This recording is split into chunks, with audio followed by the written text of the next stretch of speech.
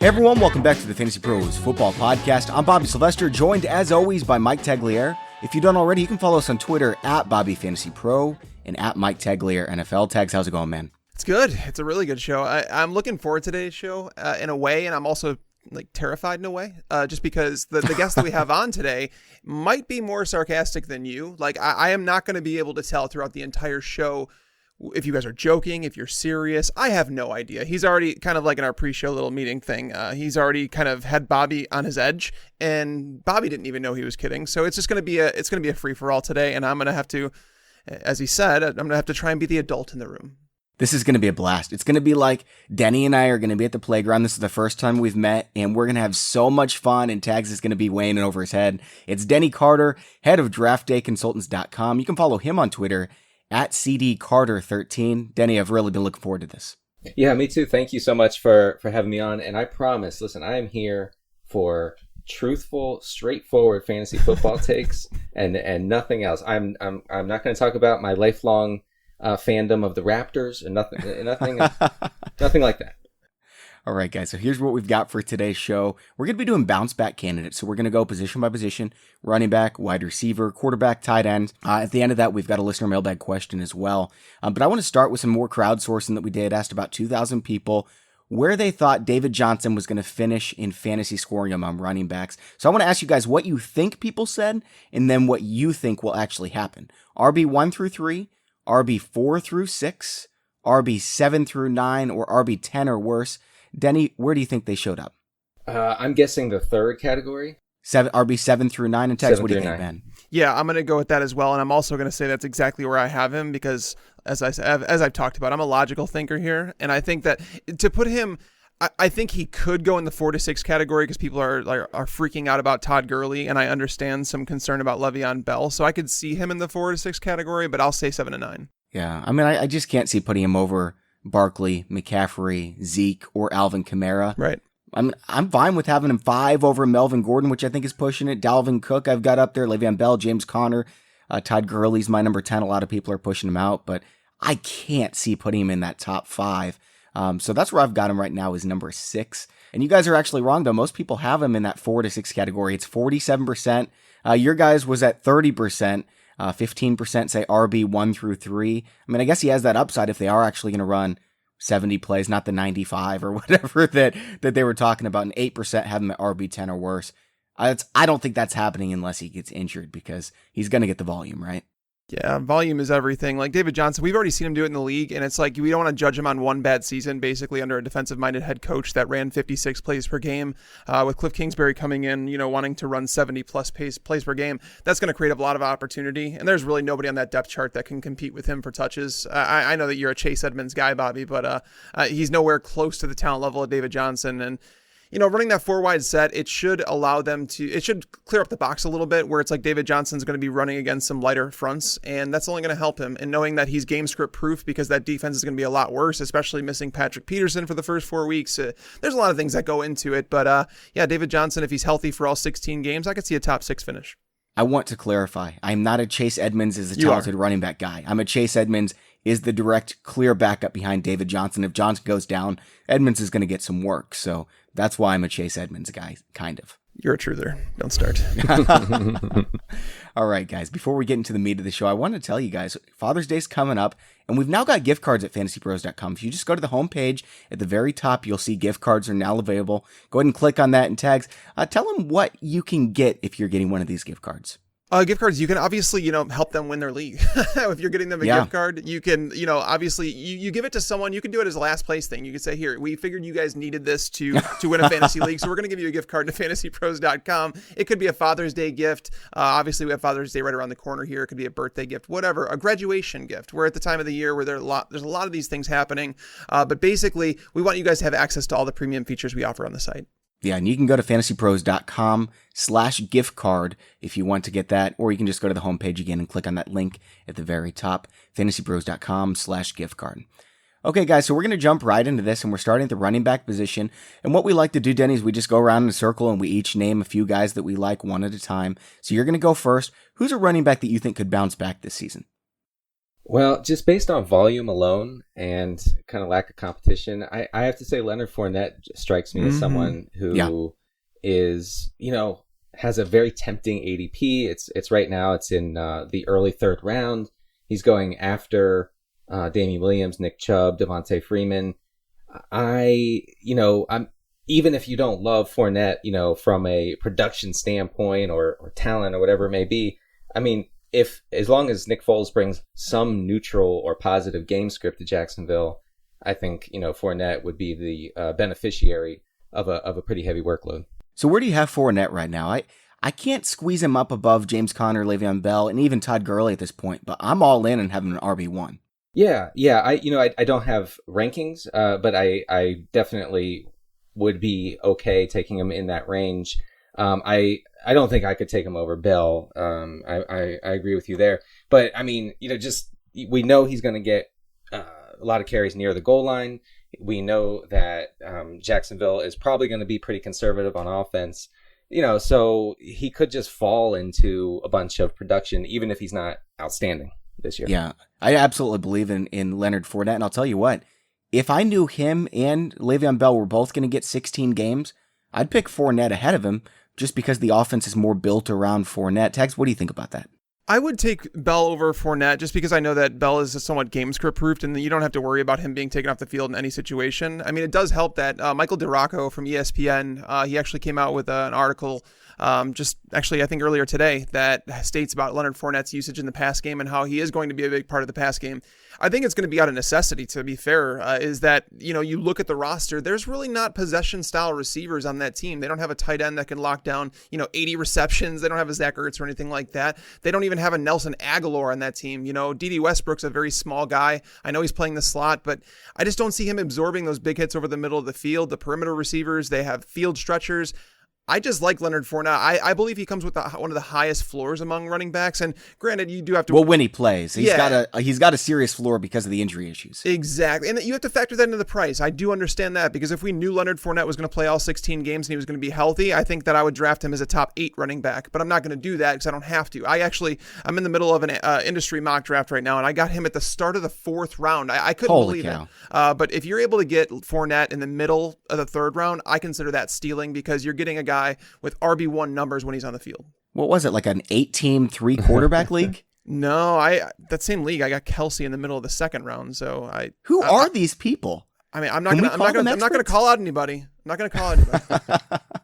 I want to say this about Le'Veon Bell, okay? Because I think a lot of people are thinking he's a bounce back guy. And yeah, he is obviously going to get enough work that he's going to be useful. I don't really see him having that top 3 running back upside anymore. I mean, he takes a full year off. He's already a little bit older. He has a big workload history behind him. And then this Jets offense is just horrid. I mean, their offensive line compared to the Jags is like half as good. It's not great. That's why Fournette, I think the upside, I wouldn't say that he'll finish top 5 running backs because I don't think the offense is going to be good enough, but I have just actually more concerns about Le'Veon Bell's offense and his offensive line, whereas the Jags have rebuilt the offensive line in Jacksonville and they're slowly making it a better one, whereas the Jets, it's ugly out there, man. There's not much to like about the Jets with Adam Gase at the helm. Denny, if James Conner had gone over to the Jets instead of Bell this year, would we be this excited about James Conner, who actually was better as a runner, efficiency-wise? Oh, no. I don't think the excitement would be nearly what we saw when Bell signed with the Jets. And I think that's partly due to maybe Bell's style of play. Sure. That people...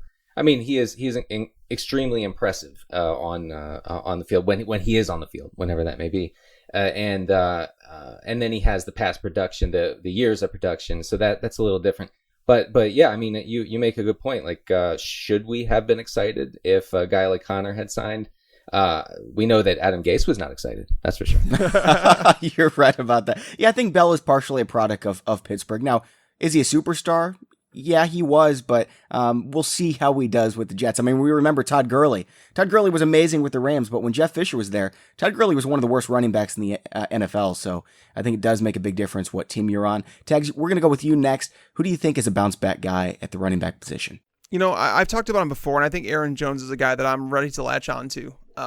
He's a guy that, some people saw this report that he lost weight, but he didn't lose weight. He added some muscle, he lost body fat, and like the way that it panned out. He weighs the exact same, but he's just in much better shape is essentially what it came down to. I'm not so much worried about that. I am happy. It's never a bad thing to see a running back dedicated to taking on a workhorse role, but we've seen Jamal Williams enough. We understand what he is as a running back. We understand what he isn't. He's a guy that, he is a good backup because he's a guy that can walk in and you can give 20 touches per game to, and he could withstand that beating, over the full 16 game season. But Aaron Jones is the more explosive back. He's the guy that you see on a per touch production defenses actually have to worry about. And then when you have Aaron Rodgers back there, the focus is never going to be on that running back. And it's why we saw Eddie Lacy have multiple top 6 running back finishes. So Aaron Jones is like, I talked about Leonard Fournette. I talked about Le'Veon Bell and the fact that I don't see there's any way with their offenses they play in for them to finish as top 5 running backs, but I can say that about Aaron Jones. I could see Aaron Jones as a top 3 running back if they give him the reins. Like if Matt LaFleur learned when he was in Tennessee last year that I should probably play the best running back, like Derrick Henry, they finally went with him later in the season, and hopefully he learned from that and he says, we're going to give Aaron Jones the majority of the work and we're going to let him run with it. Because when Aaron Jones got the starter gig in the middle of last season, there was I think it was a 6 or a 7 week stretch where he was a top 5 running back. So Aaron Jones is don't follow the offense. And I think that people making who would you guys rather have? Let's have this conversation. Marlon Mack or Aaron Jones? Because both of them are tied to good offenses. Obviously, the Colts offensive line is better, but I would argue that the Colts talent around Marlon Mack is better than Aaron Jones' competition for that starting job. Who are you taking, Denny? I think I'd lean Jones, but I think, sometimes it just doesn't matter how bad the other guy is, as long as the coaches seem committed to sharing the workload a little bit. I guess that's what matters to us as fantasy players. But that is a tough call. I would lean Jones. I've got Mac 13. I've got Aaron Jones 15. And I agree with what you're saying about the upside. I think Aaron Jones could outscore Alvin Kamara. I don't think he's as electric as Kamara. I mean, Aaron Jones is one of the most elusive players in football, but who are we kidding? It's Alvin Kamara.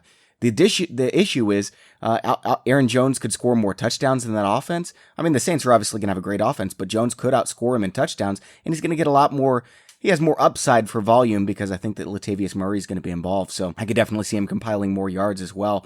But yeah, I have Mac higher just because of that workload. I mean, we saw him get 25 carries in 3 separate games. I could see the Colts using him 350. Maybe even 400 touches this year and surprising us all. So I like Mac's upside a lot more than Aaron Jones. It's fair. And that's why I think it's a conversation to be had. I just don't think Mac would withstand. I don't think he'd hold up for a 350, 400 touch workload. And I think Aaron Jones could potentially.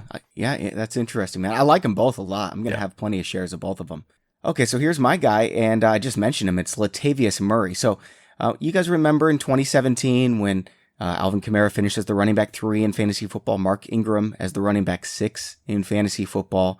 And then the next year, even though Mark Ingram was suspended for 4 games, everyone proceeded to draft him in the top 50. His ADP was in the top 50, even though he's out the first 4 games. And he wasn't as good last year. They weren't as good, right? But in fantasy points per game, they actually had more combined than they had in 2017. What do you guys think about that? I'm a Latavius truther from way back. Yes. So, I'm in, as the kids say. So Murray's going at the end of the 7th and early 8th in PPR leagues. I'm always end up targeting him in that range because I'm usually going wide receiver heavy to start, and B, I think not only would he be usable when Kamara's in there, but then there's the scenario in which, Kamara gets hurt or something happens and Murray becomes instantly, a top tier fantasy running back. So he has the floor and the upside. I agree with that. So how high do you have him? Because I've got him ridiculously high.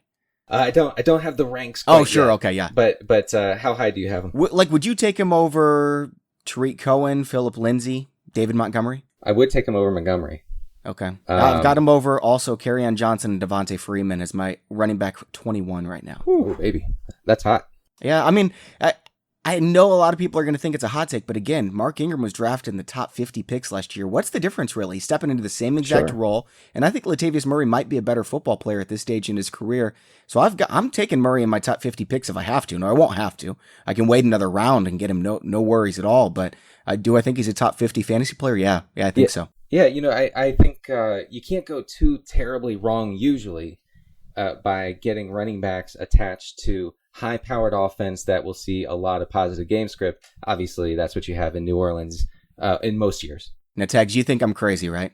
I think you're a little crazy. I mean, I like that. That's without this. Just take. want to remind people, I beat you left-handed at what was that golf place called? I don't even remember because it didn't matter to me much. Anyways, Latavius Murray, he's probably going to finish as a top 25 running back. I believe that. Would I draft him there? I don't know. And I think Denny makes a good point, though, in the fact that, there is always that Kamara injury, like that chance that something happens where Kamara is removed from the lineup and then Latavius Murray becomes like the Tim Hightower of a couple of years ago that wins fantasy leagues. Latavius Murray, he does have standalone value, even with Kamara in the lineup, because they clearly don't want Kamara handling that giant workload. They signed Latavius Murray, I think it was in the second day of free agency. So they knew that if they weren't going to re-sign Mark Ingram, they needed to get out there and get a running back that was going to fill that role. So Latavius Murray is a really good football player. I think he's been somewhat underrated throughout much of his career. He's a great goal line back too. So he's going to score touchdowns. The issue is, can I take him over guys like Kenyon Drake that have 20 plus touch potential? I don't think so. I guess it really depends on how you've built your team, right? Because if you built your team where you have a lot of you have a lot of high upside guys, and you're just looking for some stability, I think Latavius will offer more stability. Where it's if you're looking for an upside play, a guy that could finish as a top 10 running back without injury, I think that there's other guys probably in that range I might go over. I mean, Ingram did it. Why can't Murray? Why can't they do that again? I mean, they scored 33 fantasy points per game. We did see Adrian Peterson struggle when he went to New Orleans. So I don't want to say that anybody could just walk into that offense and perfect it. Yeah. So I don't want to automatically say that, but that's why I'm saying I do believe Murray's probably going to finish as a top 25 running back. I just don't know if I could draft him there. Okay. Hey, Tags, do you have another name you want to add before we move on over to wide receiver? I've got one more too. Yeah, I'll throw out a couple names just because I want to mention both of them. They're both second-year players, guys that were expected to perform last year and failed to do that. And one's Rashad Penny from Seattle. Losing Mike Davis is massive. Losing Doug Baldwin is going to free up a lot of targets. Tyler Lockett is not going to absorb all those targets. So Rashad Penny is somebody that they expected to do well. Obviously, drafting him at the end of the first round, knowing that Chris Carson had another knee procedure done this offseason is worrisome. I don't know if Chris Carson can withstand the workload that they wanted to give him. So I think Rashad Penny is going to be involved on a team that's going to run the ball 30 plus times per game. So I think he'll have standalone value. He has massive, massive upside if Chris Carson were to go down. So Rashad Penny is one of those guys. Well, Chris Carson's already down, kind of. I'd consider taking Penny over Latavius Murray. That's what I'm saying. I think Penny is a breakout candidate. And I think another one that I've attached my name to is Ronald Jones. I continually talk to people, like people that know what they're talking about most of the time, that tell me that running backs don't matter. But then when we talk about guys like Aaron Jones and Jamal Williams, they obviously do matter. They don't matter as much as NFL teams think they do, but they matter for fantasy. You're looking for a talented running back. But I want to know why those people that are talking that RBs don't matter, why aren't you drafting Ronald Jones? Because Ronald Jones is going to play with Bruce Arians, a guy that's historically produced running backs. I mean, you look at guys like Andre Ellington. What has Andre Ellington done without Bruce Arians? He hasn't done anything. David Johnson, he looked really bad without Bruce Arians last year. I'm not saying David Johnson's a bad running back, but I'm saying coaching absolutely matters. And Dirk Cutter, nobody was running the ball under Dirk Cutter. Nobody. Doug Martin was cast off as like a forget about him type of player because he sucked there. Peyton Barber, not a great running back, but he sucked there. Jaquiz Rogers wasn't good there. Charles Sims wasn't good there. There's so many players in that team that have just kind of gone out, and people are writing off Ronald Jones, a second round guy that they drafted. That's why the Bucks didn't go out and get anybody big in free agency. That's why they didn't draft anybody, because they have no idea what they have in Ronald Jones. But all we've heard is Bruce Arians continually praise him, that he's done well in the offseason workouts and that he's looking forward to him starting on the team. So Ronald Jones can be a bounce back candidate. You might all be like, I guess coaching really does matter.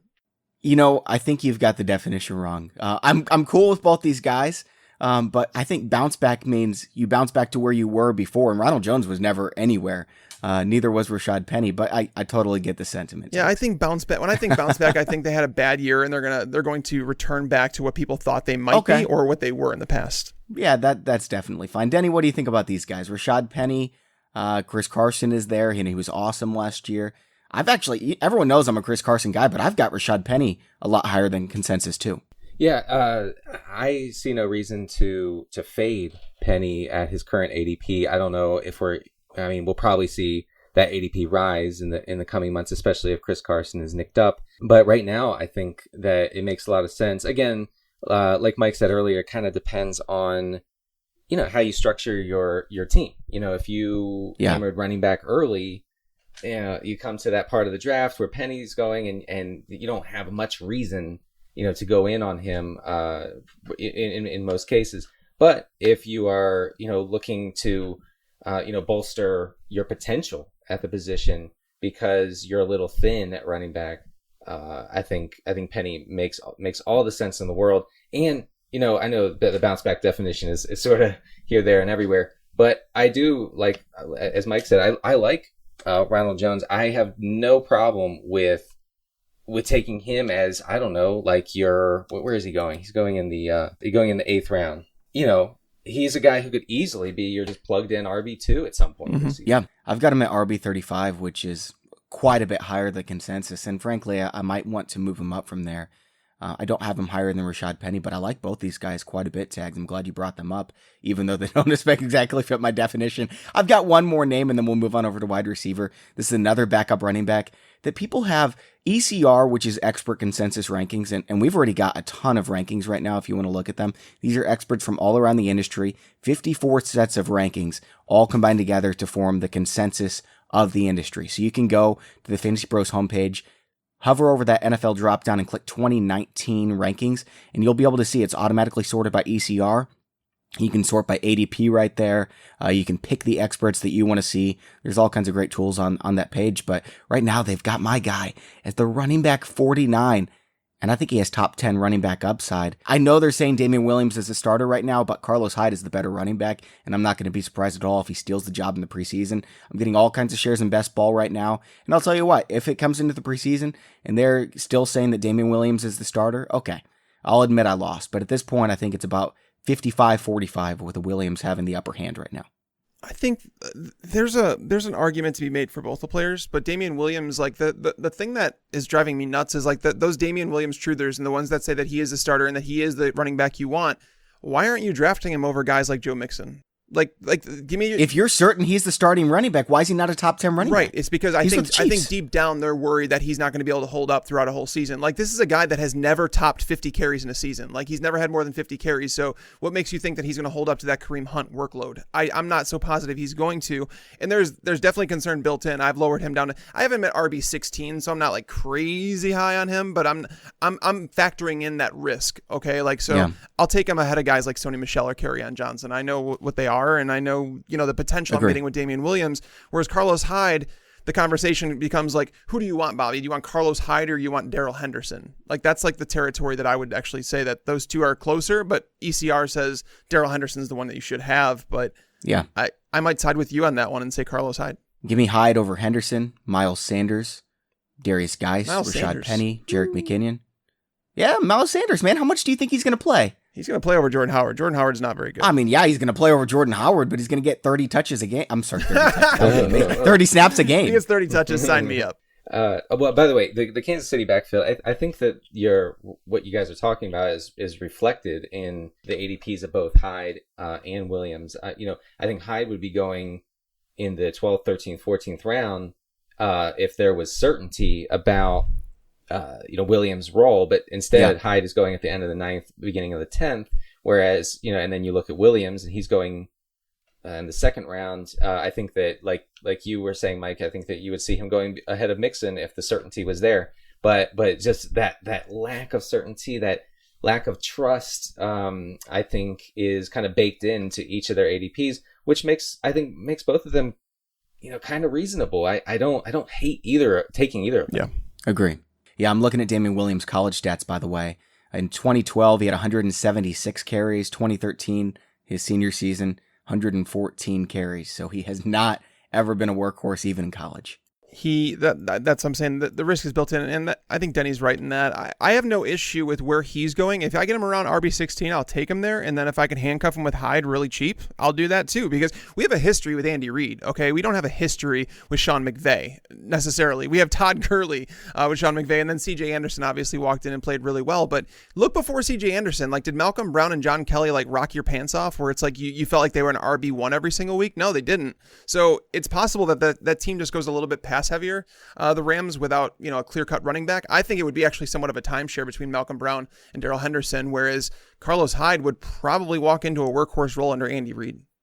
All right, guys, we're going to go wide receiver here in just a second. I did want to tell you all, however, that we're picking a winner for the JuJu Smith-Schuster signed helmet that we're giving away. It's a full-size Steelers helmet. We're going to be picking the winner this Sunday, so make sure to get your entries in at FantasyPros.com/contest. And that contest, of course, comes to us from PristineAuction.com, which we've been talking about quite a bit. And the reason we can keep doing this contest is because when you guys buy something from them, you tell them Fantasy Pros sent you. Now we've got a registration code that you can enter in to get $5 off from PristineAuction.com.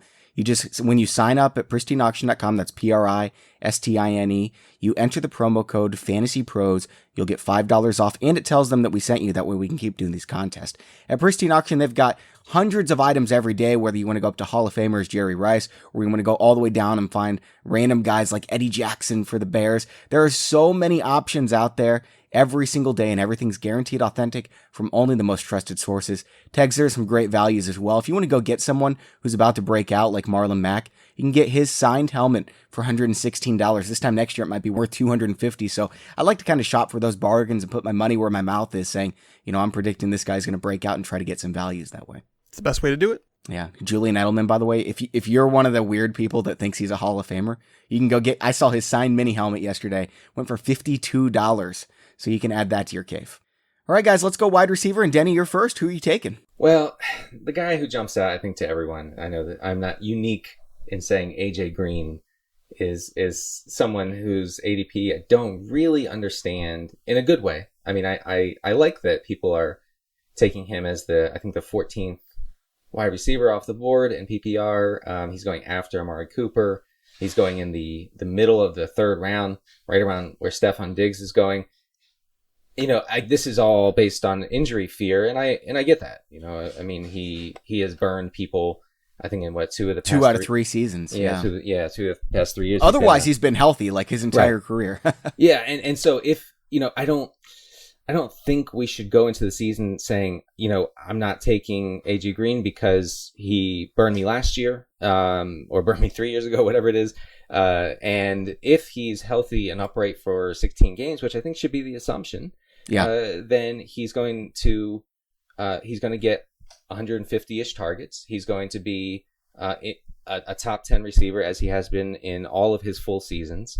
So, that's he strikes me as a perfect target for someone who goes, early running back, say. I would love to get him in the early third round. I'd be jumping out of my seat to go draft him. Everyone's got the top tier the same, depending on what order you have them in. Julio Jones, DeAndre Hopkins, Devontae Adams, Michael Thomas, Odell Beckham. Then after that, I think there's another tier. Antonio Brown. I've got AJ Green number 2 right there. Amari Cooper, JuJu Smith-Schuster, Mike Evans. Maybe you can put T.Y. Hilton in there, but I think AJ Green absolutely belongs. I mean, you mentioned it. They're worried about the injuries, and both of those were kind of flukes. But it's not like he's playing any worse, right? Every single season he's played 16 games. He's finished as a top 10 fantasy receiver. And if you prorate his games out last season, he would have done the same thing. 90 receptions, 1,374 yards, 12 touchdowns. I mean, folks, that would have been the 6th best fantasy receiver just in between Julio Jones and Michael Thomas.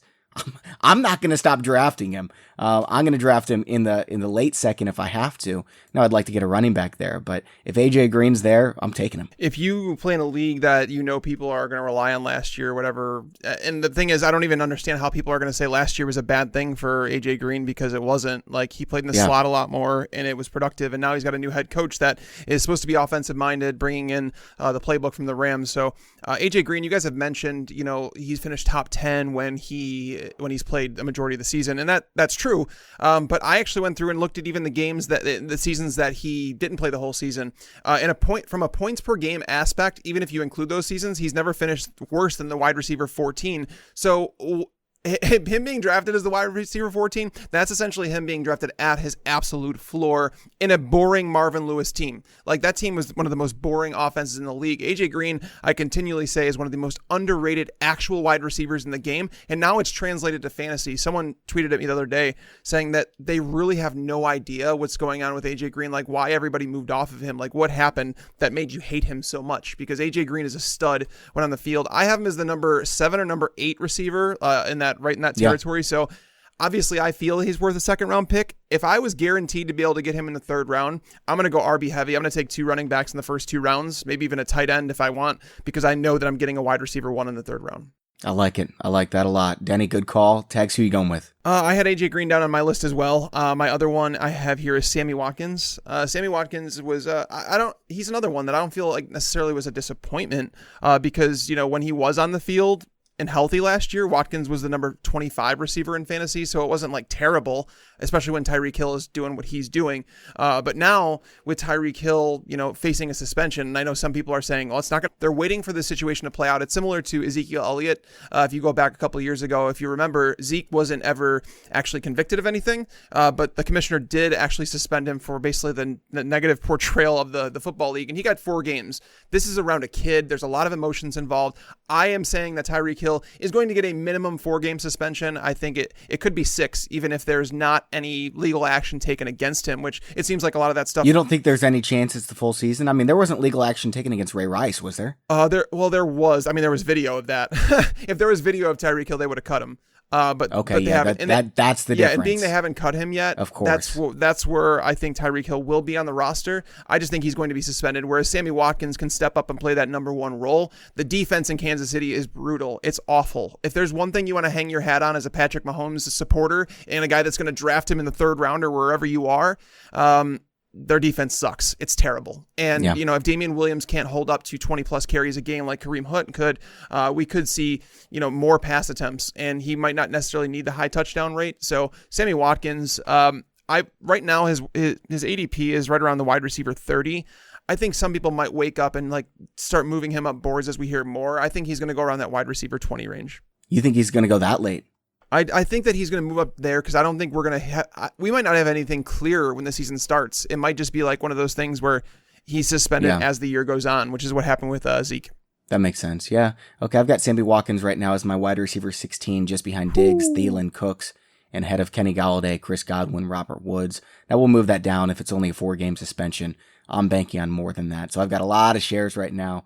Denny, what do you think about Sammy Watkins? If Tyreek Hill's out, let's say 8 games, what is his ceiling? If he's out half the season, Watkins' ceiling in that scenario is probably, I don't know, top 15. Is that too low? Yeah. I just don't know what that says about Mahomes. I think that says Mahomes would be like probably the QB5. You know what I mean? Yeah. Well, I do hesitate with the thing about teams with really bad defenses. That makes me a little bit nervous sometimes that the defenses basically won't be able to get off the field, and so yes, like I know what you're saying, Mike. Like we want offenses that are behind the 8 ball that have to step up their pace, that have to pass a lot. We like that, and I do too. But we've seen defenses that are so bad in past seasons that teams just bludgeon them on the field and run 8-minute possessions. I mean, what's more deflating as a fantasy owner than watching your the defense of your quarterback is attached to be on the field for 8 minutes? Yep. You're Long right. Drives. I'm looking at Watkins last year. He only played 10 games, but he finished as the wide receiver 62 after Rashad Higgins. So we did see him with Patrick Mahomes for a while, and maybe Watkins just isn't very good. No, he's good. The dude has dealt with so many injuries over his career. Like, that's why I've lowered my expectations for him. But still, I still think, like I said, when he was on the field and healthy, he was the wide receiver 25. I'm rethinking my shares, guys. Yeah, the wide receiver 16. That's ballsy. That's high. How many targets did he get last year?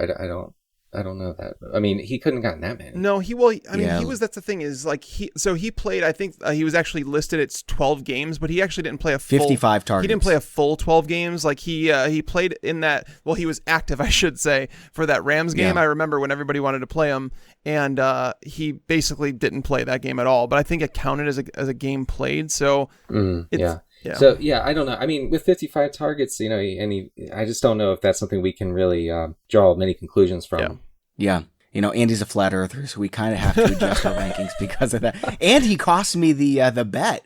I almost forget about that because I was so mad at Sammy Watkins last year. I mean, I guess he did lead to me breaking a world record and everything, but I don't like losing bets. Well, yeah, that was even the year before when he was healthy for most of it. Yeah, that sucked, man. It was Sammy Watkins facing Amari Cooper, and they both sucked. Yeah. And then last year we did really well with Christian McCaffrey and Joe Mixon. I mean, I blew you out of the water, but we both picked some pretty good guys. So. Yeah, for sure. All right, Tags, you're going to like this next one, although you haven't been talking about him much, and I can't understand why, because he's on your Bears, and I would be super pumped about a guy who's had 1,400 receiving yards in one season, 14 touchdowns. Before his injury, 151 targets in 2015, 151 targets in 2016, and then last year coming back from the ACL, dealt with a few injuries, just 94 targets. If he gets back up to 140 targets, we would be looking at a wide receiver 1, guys. I like Allen Robinson. I really do. I like him as a player, and he was actually on my list in case I needed someone else. But my issue is with the Bears offense. I feel like it's going to be very unpredictable week to week, where I think Allen Robinson can bounce back in terms of like a fantasy, like where he finishes, because he'll be healthy throughout a whole season. Mitch Trubisky should take another step forward. But the issue is that, Anthony Miller is there, and Anthony Miller is really friggin' good at football. Taylor Gabriel saw 93 targets last year. Gabriel obviously has a clear role in this team. Trey Burton was hurt, dinged up a little bit through last year. Tariq Cohen's going to get targets. They brought in David Montgomery, who's a better pass catcher than Jordan Howard was. They brought in Mike Davis. There is just so many players in this team. Oh, no, I didn't even mention the GOAT, Cordarrelle Patterson. He's on the team. So, we're talking about all these players. It's like they're... I thought you were going to be the grown-up. I was going to be, but I realized that there wasn't enough childish behavior going around, so I figured I'd jump in. But I'm just saying that the Bears, that's why I'm all over Trubisky as a quarterback, just because I feel like the value is stupid. He's being drafted around QB 20, and there's just so many weapons in this offense that I think it's going to be hard to predict week over week. But if there's someone that we know, if healthy for all 16 games, is going to see 120 targets, it's Allen Robinson. So, yeah, I am with this one for sure. I just don't know about the stability week to week. Allen Robinson, guys, is just 25 years old. Here's what Antonio Brown did before he was 25 years old. Wide receiver 133, wide receiver 25, wide receiver 39. And then he was 25, wide receiver 8, wide receiver 1, 1, 3, 2, 2. Allen Robinson's still 25 years old, folks. Bobby, you know who that sounded like? It sounded like Kevin White, like the start of his career. That's Bobby's. Oh, Kevin White was a lot worse than that. Get out of here. Kevin White is not my guy. Kevin White. Don't be saying anyone's my guy besides Keelan David Cole. Moore. Everyone knows David Moore is my guy. Keelan Cole was Bobby's guy. Kevin White was Bobby. No, I'm just messing with you, dude. Keelan Cole was my guy until his ADP went up like 40 spots, man. And I was like, you guys are crazy. Oh, Denny, what do you think about the Bears, man? So I see Allen Robinson going in the end of the 7th, right next to N'Keal Harry. Now, I do think that it's pretty wild that people are taking those guys, that are seeing those guys as interchangeable from a fantasy standpoint. I don't get the Harry is craze. Maybe it's just the fact that we're reading a lot about him right now. I don't understand like the people taking him in the 7th, but I like Robinson in the 7th. I will say, Will Fuller is going just before him, and I would really struggle to take Robinson over Fuller because I think that jump in targets that you talked about, Bobby, that's a huge jump. That's going from 94, 95 to 100 and what would he need? 130, 140 to be a wide receiver 1, probably? Yeah, I would think so. 140 would do the trick. I mean, that's a lot more demand of target share, or the Bears are going to pass it a lot more this year, which, I'm not saying is impossible, but it just seems unlikely to me. Okay. Tags, I've got him up at wide receiver 18, now ahead of Chris Godwin, Robert Woods, Corey Davis, Mike Williams. Well, that won't surprise people because most people have Mike Williams like wide receiver 29, but I've got him 22. Denny, did you have another wide receiver you wanted to do? Yeah, I mean, it's ugly, and, I'm a little embarrassed to talk about him in public, but I can't wait to hear who it's going to be. But here we go. Golden Tate. Okay. All right. Sure. He's going to be on what will probably be the worst passing offense in the league, which is a great selling point, I think. But we've seen him drop into the 9th round here. He's going, him and Sterling Shepard are going right next to each other. And I think that's because, if you think that Shepard's going to emerge as the number 1 target getter on that team, then you're taking him. And if you think Tate is going to be the guy, then you go with him at that point. But I wrote a piece for 4for4.com a couple months ago on just the Golden Tate's target share over his career and how much he has demanded, how much of that share he has demanded since he broke out in Seattle. Now, last year was a disaster after he was traded to Philadelphia. But before that, he was seeing, I think, 26, 27% of Detroit's target share And he was on pace for 101 receptions, by the way, 1,182 yards, 7 touchdowns. Yeah, and so now, there's a ton of uncertainty. I get it, because the Giants, because Eli, because that offensive line, because of everything. So I understand that, but he could be a really cheap source of targets, especially like in PPR formats. Yeah, he does it every single year. 4 straight years before last year of 90 plus receptions. He had 1,300 yards, 800, 1,100, 1,000, 1,000. And then last year he was on pace to do it again. And so maybe now that he's, with the team, you have to learn a playbook mid-season. Give me a break. He's going to learn the playbook this season with the Giants. And I know Sterling Shepard's there. And Sterling Shepard's been the guy whenever Odell Beckham isn't there. But Golden Tate, I think, is the better football player. So that's where I'm leaning. Well, my thing with Golden Tate and Sterling Shepard, it's really tough because I want to know how the Giants are going to handle those two, because they're both essentially slot receivers for their careers. Golden Tate's aging, so I would imagine bringing him in, they know what he is. Whereas Sterling Shepard, I think they believe he offers more versatility. But Sterling Shepard, a stat I came across. So I did this article. It was, I think, 2 weeks back. It was how much are slot targets worth and which players benefited more from them, which ones hurt, all that. So Sterling Shepard is actually one of the worst wide receivers in the league when it comes to targets on the perimeter. It's almost like a Nelson Aguilar type split, where he actually has not scored a single touchdown in his NFL career from the perimeter. So if the Giants are talking about moving him to the perimeter and having Golden Tate in the slot, that's really going to hurt. They have Corey Coleman as the number 3 receiver. So I think that there's definitely room for for both of these players, Sterling Shepard and Golden Tate, to get targets. But the reason that I think Golden Tate might turn out on top, especially in like PPR formats, is because he has a check down quarterback in Daniel Jones that they drafted. And it seems like he may actually start week 1. They've talked about it. He was someone that, like, if he gets in any trouble behind the offensive line, he's going to dump it down. Eli Manning was doing that with Saquon Barkley last year. So some people are telling me that they could line them both up in the slot. Well, the issue is they don't really have 4 wide receivers that are startable. And if they do that, then Evan Engram is no longer going to be lining up in the slot either. So there's just a lot of problems with it. I just feel like the Giants made a bad signing in terms of Golden Tate because of what Sterling Shepard can and cannot do. And because they're not going to get the number 1 pick. It's going to be the Dolphins or something. It very well could be. No, they're not. They don't. I guess they don't need the number 1 pick since they have Daniel Jones. They're not drafting a quarterback for a couple of years. Yeah, you're right. That's happening. But I like Golden Tate, especially where he's going in drafts. He's falling quite a bit. Yeah, that's a good call. All right, Tex, who are you going with? So I'm kind of stuck here because we talked about a lot of the guys that I wanted to bring up, because it's really tough at wide receiver to find someone that is going to bounce back in terms of, like, if you're getting targets, you're typically going to produce. So you're almost like looking for someone to come back into targets. So it's really tough for me to find someone in this range. I mean, if I were going to say anybody, I'd probably say someone like Marvin Jones, who people are undervalued. I thought you were going to say Jamison Crowder since he's our guy. I'm just souring on the Jets offense as a whole. Like, I don't even know what the hell they're doing there. Adam Gase running, 54 plays per game isn't going to work. So it's concerning.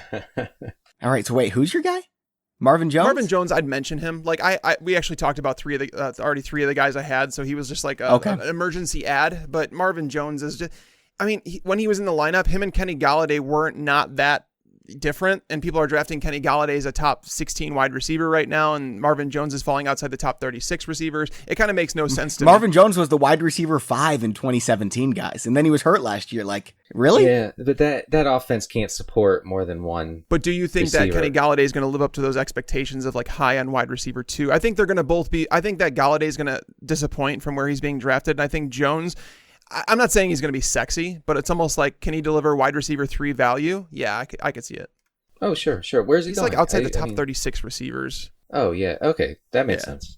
I'm looking at it right now. First of all, I actually disagree about them only being able to support one. They did support Golden Tate and Marvin Jones for a while. And if you look at Marvin Jones, you extrapolate his stats out to a full 16 games last year, he would have finished as the wide receiver 11, guys.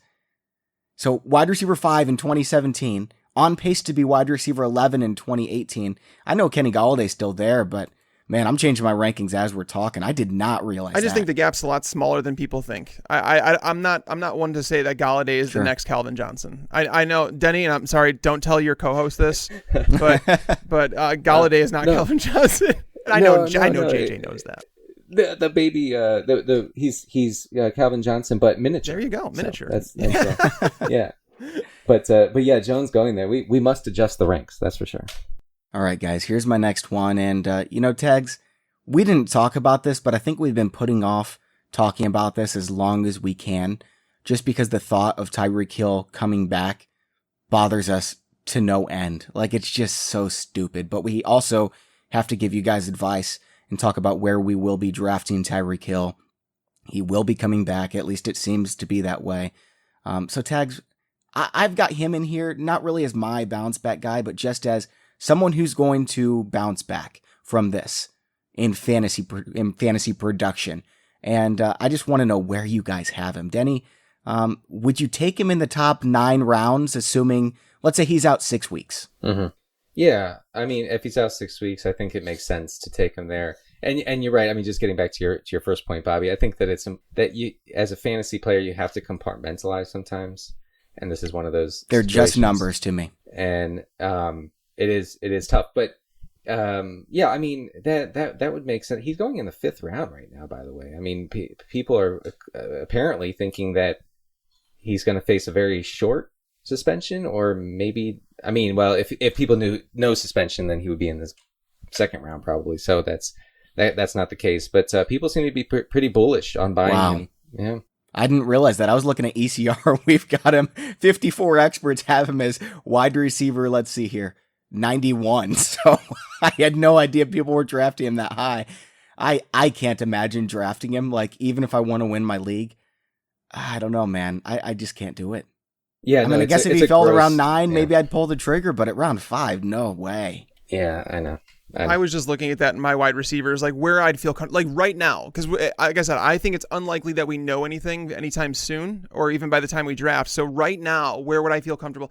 I think taking him around the wide receiver 35 to 40 range is where I'd feel comfortable. Like, I'd probably take him over Robbie Anderson, just because Robbie Anderson is someone that I'm not guaranteed to get any production out of. N'Keal Harry is not someone that I'm guaranteed anything out of. But like, then you get above the other guys around him. That's like Larry Fitzgerald, Golden Tate. Do you want consistent, like, low ceiling production, or are you aiming for the ceiling with someone like Tyreek Hill? So that's the area that I would consider him. I would not, however, take him over guys like Calvin Ridley, DJ Moore, Tyler Lockett, Chris Godwin. Like, he belongs after those guys for sure. We've got him in the same spot, man. I've got Tyreek Hill at wide receiver 34, just ahead of Tyler Boyd, Sterling Shepard, Robbie Anderson, Curtis Samuel, and just behind Jarvis Landry, Dante Pettis, Calvin Ridley. So, I mean, it sucks, but we do have to talk about it. Now let's move on to quarterback. Who can you see bouncing back? Denny, you'll go first again. Yeah. So I feel like I'm cheating a little bit, but I do have to say that Aaron Rodgers strikes me. I do have to say that Aaron Rodgers strikes me as is being valued according to what transpired in 2018, which, as you all know, was a total debacle on every level, on an organizational level, on a team level, on a play calling level. That was as bad as it's going to get, and Rodgers finished as a top 5 fantasy quarterback. Mm-hmm. So he's going as quarterback 3. I understand that. So it's not like he's going. I think earlier in the season he was going like QB 6 or 7, which was pretty crazy. But he's going in the 5th round. He's going behind Luck and Mahomes, way behind Mahomes. And obviously he still has QB1 in his range of outcomes. Talking about his touchdown percentage from last year. So Rodgers posted a 4.2% touchdown rate in 2018. His career rate is 6.2%, and he has posted at least a 5.9% touchdown rate 5 times over his career. Mm-hmm. So after a down year, looking at his, seasonal production over the course of his career, he's one of the few guys like in best ball that I'm very tempted to take in that range, just because I think that you are getting somewhat of a discount. His interception rate, 0.3. He had 2 interceptions all season last year.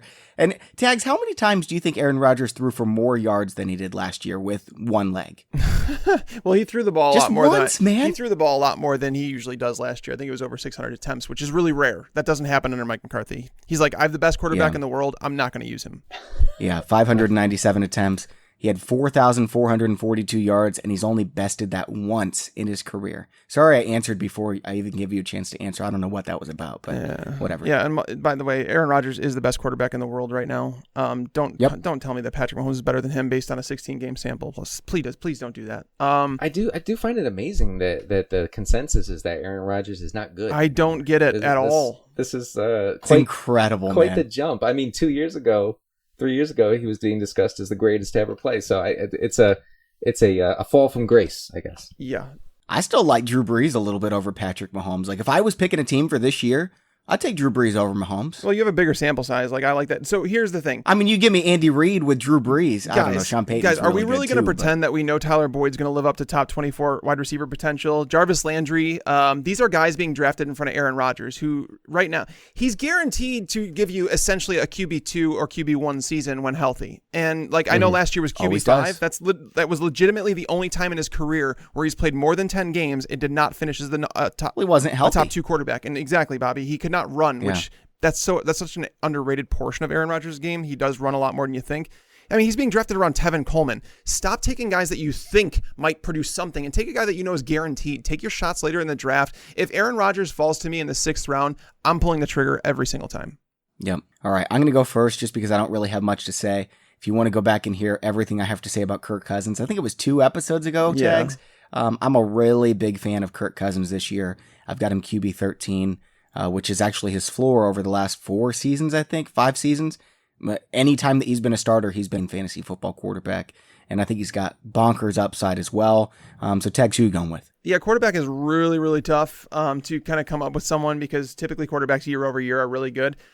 I think it's hard to completely write off Matthew Stafford as a quarterback because he was a guy that people threw in the same conversation every single year as a Phillip Rivers, where these guys were continually top 15 quarterbacks. Now, they weren't this, and the reason I say it's difficult is Denny knows this as good as anyone because him and JJ do a show basically revolving around, getting those quarterbacks off the waiver wire because there are only legitimately, and I'll show you guys this in research throughout the offseason, is that there are only like 4 or 5 quarterbacks a year that legitimately, and this is a real statistic, on average, there are 4 to 5 quarterbacks who will give you QB1 type performances half of the time. Let that sink in for a second. So if you're thinking about grabbing Cam Newton or Jared Goff or Matt Ryan, if you think you're being cute by doing something like that, most of the time it really doesn't work out. And that's why streaming quarterbacks has become so important because the guys outside the top 4 or 5 quarterbacks, they're all streamers essentially. And Matthew Stafford, nobody really realizes this either. Ben Roethlisberger is being drafted as a top 12 quarterback. Matthew Stafford has had a better career in terms of what he's produced on a week-in, week-out basis. Ben Roethlisberger has lost Antonio Brown. Matthew Stafford is getting back a healthy Marvin Jones. They added Danny Amendola to fill that Golden Tate route. And I'm not saying it's great, but TJ Hawkinson is definitely an upgrade over what they had last year. So Matthew Stafford is someone that I guess I would say that to bounce back where he's actually going to be on your streaming radar this season, whereas, talking about guys that are further up in the ranks, you're going to actually have to draft those guys with capital. And Aaron Rodgers is one of the only guys that I'm really willing to draft in those first so many rounds because I know he's coming at a massive discount and I know exactly what I'm getting with him. Yeah, Matthew Stafford is one of only 5 quarterbacks with at least 2,000 fantasy points from 2011 to 2017. That's more than Matt Ryan, Phillip Rivers, Russell Wilson, Big Ben. He's way up there, guys. I'm looking at how many times players have reached 20 fantasy points. He's done it 41 times in those last 7 years. Again, that's more than a lot of guys on that list. So Matthew Stafford does have some upside. Let's not forget. Yeah, it's weird. It's weird to talk about Stafford as a streamer, just because I remember, I'm old enough to remember when Stafford was an elite fantasy option, and now he's like a juiced up Alex Smith.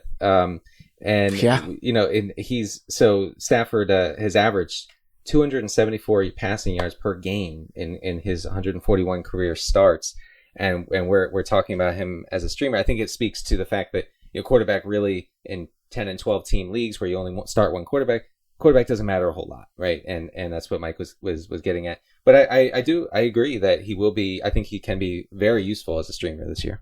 We just need to get him back to 727 pass attempts like 2012. Jeez, yeah, that year. That year he had a 2.8% touchdown rate. How wild is that? Isn't that amazing? Oh. Yeah. And by the way, Stafford he's like borderline. So according to ADP right now, he's borderline QB2. Like he's falling outside the top 20 quarterbacks. So if you're in a 2 QB league and you can get Stafford, he has zero fear about being benched, like ever. He's not going to be benched. So you can draft him as your QB2 and feel fine about it. Yeah, I like that. Or QB3. That's where I would prefer to have him. You just wait and you grab a few guys in that. I'd love to have Dak Prescott. Oh yeah. Kirk Cousins, and Matthew Stafford as my 3 QBs. That would be perfectly fine. Superflex. Yep. All right, so let's go to tight end, and I'm just going to say this. We don't all have to have a bounce-back tight end, just because it's tight end, and, like, who are you going to pick? So Does anyone have one they want to share with the class? I mean, can we say Hunter Henry? Is that doable? I mean, like he all right, so. You got it, Tags. You got Hunter Henry, the only one. I had Delaney Walker. That's actually a really good one. I should have went with Delaney Walker. That's a really good one. All right, Tags, why don't you go first with Hunter Henry? Well, now I feel bad. So Hunter Henry, obviously, when he was playing, for the past couple of years before tearing his ACL, he was playing alongside Antonio Gates, one of the greatest tight ends of all time. He had all the chemistry in the world with Phillip Rivers. And I think one thing when we're all predicting a Mike Williams breakout, and I'm one of those people that I like Mike Williams a lot, and I have him ranked as I think my wide receiver 23 right now, so I like him a lot. Tyrell Williams leaving is going to clear out a lot of those targets. Travis Benjamin isn't going to walk into 80 targets. The question is, now that Gates is out, and Gates didn't look very good last year, and Hunter Henry's back, how many targets do we lose to Hunter Henry? Because we're expecting somewhat of a breakout from him. Like, would it shock anyone if Hunter Henry finishes ahead of OJ Howard and Eric Ebron to finish as the number 4 tight end? It would not shock me at all. But the question is, who does that take away from? But Hunter Henry, we all know that Phillip Rivers has loved the tight end position. There's a reason that I'm going to bring up a name that we haven't heard in a long time. Ladarius Green, you guys remember that, right? That never really panned out, but I think Hunter Henry has flashed at times, whereas Ladarius was more just like a great athlete. We were just hoping that he would pan out. But Hunter Henry has shown it on the field before. He obviously is fully recovered from his ACL, coming back to play in the playoff game last year. So Hunter Henry would be someone that I would definitely consider, a bounce back candidate. Hunter Henry, it wouldn't surprise me if he's the tight end 1. It really wouldn't. Sure, I mean, that's who he's been when he's been on the field. If you look at his efficiency numbers per target, I would say Kelsey would have to die. If you look at his efficiency numbers per target, he's right there with Rob Gronkowski. Touchdown rate, right there with Rob Gronkowski. Catch rate, higher than Rob Gronkowski.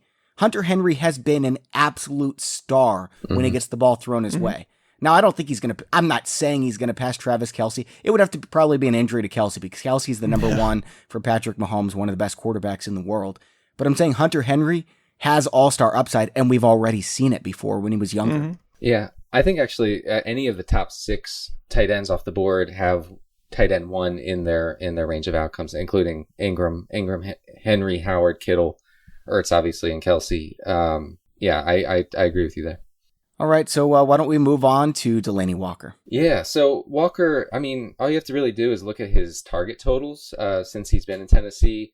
In 2014, he had 106 targets. In 2015, he had 133. The next season, 102. The next season, 111. So, if he's healthy, and it seems like he's coming along, according to reports out of Tennessee, he is going to fall into these targets. I mean, it's going to happen if he's playing 16 games. I don't think that there's much to worry about. And, he's going, I guess because of last year's injury, he's going really late. He's going in the 12th round of redraft leagues right now, behind T.J. Hawkinson. That's nuts. Behind T.J. Hawkinson. Behind.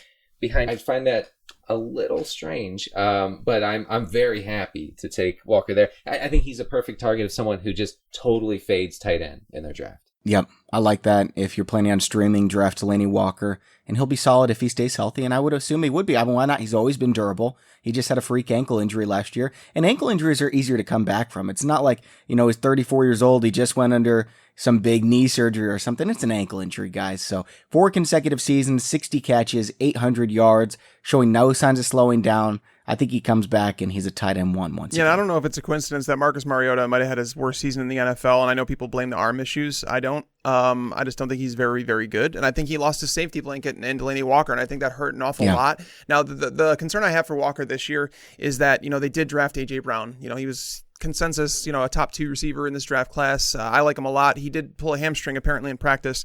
You have Corey Davis, who's supposed to be ascending. They did bring in Adam Humphries. They want to involve Derrick Henry more in the passing game, which is a joke. But there's just all of a sudden there's a lot of mouths to feed there, where before it really wasn't that way, with Taywan Taylor and Tajay Sharp as the receivers alongside.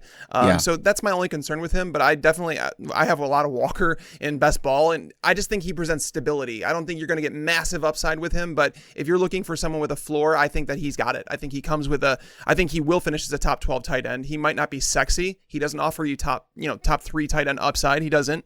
But that's not what you're drafting him for. You're doing it for stability. And Bobby, if you didn't have anybody, I've got 4 names. Okay. Are you going to mention Jimmy Graham? You can mention. He finished as a top 12 tight end last year while catching just 2 touchdown passes from Aaron Rodgers, who we already talked about had a career low touchdown percentage. So if those touchdown percentage, if that goes up and Rodgers throws 40 touchdowns like he probably should, Jimmy Graham is going to score a lot more. It's his second year with Rodgers. We know Rodgers is a timing-based quarterback. They've developed chemistry. Graham played with a broken thumb throughout the last 6 weeks of the season. So there's a lot of things that went into that. I'm not a huge Jimmy Graham truther. I'm really not. I was so down on him last year. But knowing that you can get him outside the top 12 tight ends is kind of crazy. All right, here's my remaining 3. Don't forget about Jordan Reed. I think he still has some upside. Kyle Rudolph actually caught more passes for more yards than he did in 2017. The only difference was touchdown rate. And then here's my number 1. It's Jack Doyle. You may believe Eric Ebron stole the job from Doyle last season, but when Doyle came back from injury for 4 games, he played 196 snaps. Ebron played 112, so let's not rule out the possibility that Doyle is still the one to own in Indianapolis. Maybe they bump Ebron outside. Maybe they're both on the field a lot. I think Doyle has top 5 fantasy potential, guys. Oh my God, you're putting the Ebron truthers into a coma right now with this. Have you met any Ebron Doyle truthers? Because I know they're out there, but they're not showing their face. No. Wait, are you one of them? Because I'll feel really bad. No, I'm not. But I will say that they are showing their face more than ever because their guy finally came through, and now he's not eating donuts. So he's not eating donuts anymore. He's not eating sweets, and so now he's in shape. So now he won't have to limp off the field after every play like he did last year. Man, I was so excited about Eric Ebron that I got him in a bunch of best ball drafts, and the tags was like, dude, Jack Doyle's a starter, and so I changed my rankings, and then what do you know? Eric Ebron blows Don't bring up, that back up. I did say that I was remaining fluid with the situation because if he had the Ertz role, that I would have sided with Ebron with their current ADP. But to be fair, though, Doyle, this was something I brought up when I started talking about guys that could bounce back and this year, is that Jack Doyle went on the field together between those two. Doyle outsnapped him. He out-targeted him. He had more yards, but the thing with the touchdowns just totally outweighed everything, and that's what people look at, with tight ends. And it's not to say it's wrong because tight ends are obviously very important, but they're also very volatile. Yeah. So that could easily swing Doyle's way. And you could be right. Bobby's kind of flip-flopping because last year he was like, I want Ebron over Doyle with their price. And now it's like the prices have flip-flopped and Doyle might be the better value. The real takeaway here is tags sabotage my accuracy ranking. I think that is the takeaway. But it's funny to hear people say, well, Ebron did so well for me last year. He was the anchor of my team. But you got him in the 14th round. Now you have to spend real draft capital on him, and so it should change the thinking just a bit. You're banking on those touchdowns when they just went out and got themselves a red zone guy. So we'll see what happens.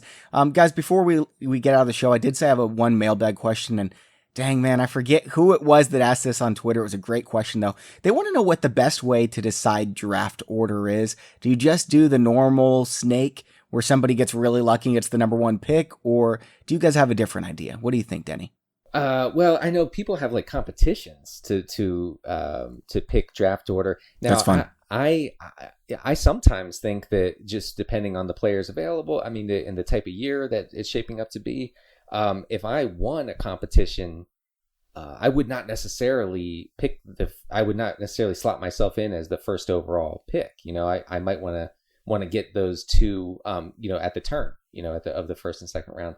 But I think competing for it is a good way to go. I think that it might kind of take the luck out of the draw a little bit. I like that. And if you look on YouTube, there's all kinds of really cool ideas out there for those competitions. If I had the first choice of what pick I would get, I wouldn't go with number 1 this year. I'd go number 3 and take whoever's left out of Barkley, McCaffrey, Elliott. Yeah.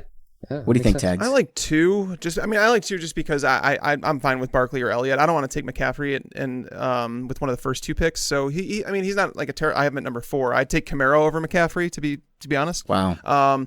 But Here, I feel another bet looming. But here's the thing. Yeah, we could do that. So what you should do is like if you have a chance to choose, look at your draft board and find the guys that you feel like are cannot miss studs that you have in your rankings and like go down to the end of that tier. It might be 22 players. It might be 24. I don't know what it is, but if you feel like it's 24, 25 players, then it's like, I absolutely 100% want the first pick because then I'm locked into those top 25. No matter who goes off the board, I am locked in to get 3 studs on my team. Can't miss players, where it's like some people might say, I only have 18 guys on my board that I feel like are like just absolute studs that I can't miss on. And if that's the case, then you might want to look at saying, I'm gonna go towards the middle of the draft. The reason that I personally like around pick 6 or 7, I like that area because I can see trends before they get too far away from me. And it's not really, I like that. It's not necessary in like a 1 quarterback league, but in 2 quarterback leagues, it's like absolutely necessary, where it's like you don't want to reach for a quarterback. You don't want to overpay for them, but you also don't want to be stuck, starting some guys like Case Keenum. That's the worst thing you want to do. I don't want to do that. So that's the reason I like the middle a little bit. But if just totally regular, I'd probably take the number 2 pick. Okay. And what we do in one of our home leagues, one of my most important leagues, and nobody wants to be screwed and get a pick that they don't want. And so what we do is we reverse the draft order after the first round. So whatever the first round is, after that, it just becomes... I've seen the 3rd round reversal. I've never seen the first to second, though. So here's what we do. We play in Yahoo Sports, and you can go in there and custom edit the draft order. And so whatever pick you have in the first round, the rest of the draft, every single round is the reverse of that. So if you have the 12th pick in the first round, you're picking first in the 2nd, 3rd, 4th, 5th, 6th, because having that first overall pick over time has helped so much, and that seems to balance out the teams quite a bit. I mean, Denny, would you agree with me that I would take the 12th pick because then you're getting the first pick in every round after that? Yeah, no, I think that's the way to go. Yeah, for sure. Yeah, I don't. Man, Barkley's VBD is probably going to be double of what the 12th pick is. Right, but then everybody else you get is going to be like a full tier below because you're going to be at the end of every round. And a full tier below in round 2 is like 30 points. And a full tier in round 3 is like 15 points. And round 4 is like 8 I'm going to do a draft with Bobby. In round 1, we're talking about 120 point difference. If you can correctly guess the players, though. That's the thing. Yep. Obviously, the best answer to this is just do an auction league. Auctions are boss. Yes. Yeah. All right, guys. That's all for today's show. Denny, I had a lot of fun chatting with you and looking forward to talking to you again. Yeah, absolutely. Thanks, guys. It was our pleasure. And Denny's on Twitter at CDCarter13. I'm at Bobby Fantasy Pro, and Mike's at Mike Tagliere NFL. Thanks to the sponsor of today's show, PristineAuction.com, PRISTINE, and make sure to get your entry in for that JuJu Smith-Schuster signed helmet at FantasyPros.com/contest. We're picking our winner on Sunday, and also make sure to get your dad a Fantasy Pros gift card at FantasyPros.com/gift card. For Denny Carter and Mike Tagliere, I'm Bobby Sylvester. Thanks for listening, and enjoy your football. I just wanted you to watch me dissolve.